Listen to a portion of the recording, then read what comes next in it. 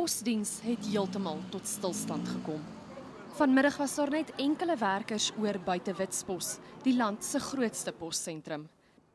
Ten spyte van beloftes dat hulle salarisse teen middagete betaal sou word, het dit glo nie gebeur nie en het almal die gebou ontruim. Werkers wat nie staak nie, is bitter. Ek is baie kwaad want nou die bank het my gebel, ek moet my bond gaan betaal. My kar, ek weet nie wat gaan gebeur is. Ek weet nie wat gaan gebeur het nou. Ek het my lewe gegee, ek het dit in my toekoms gemaak om 30 jaar vir die poskantoor te werk. En ek is lief om met publiek te werk en alles, maar so kan dit nie aangaan nie. Hulle moet met 'n way forward nou kom. Daar moet 'n oplossing wees.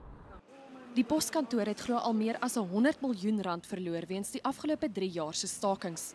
Die afgelope ruk se stakings is die gevolg van die poskantoor se besluit om talle kontrakwerkers permanent aan te stel en gevolglike ontevredenheid oor salarisse. Daar is ook vrese dat die poskantoor bankrot is. Ek weet nie wat om vir jou te sê nie, my hart is seer hoor, my hart bloei, want ek weet nie wat om te sê nie. Ek het nie eens geld petrol om werk toe te kom nie. Ten spyte van herhaalde pogings om kommentaar te probeer kry by die poskantoor se topbestuur, het hulle nie reageer op enige van Eni se versoeke nie. Die woordvoerder van die nuwe departement van telekommunikasie en posdienste wou ook nie kommentaar lewer nie en het ons bloot terugverwys na die poskantoor. Danielle van Heerden, Eni's, Johannesburg.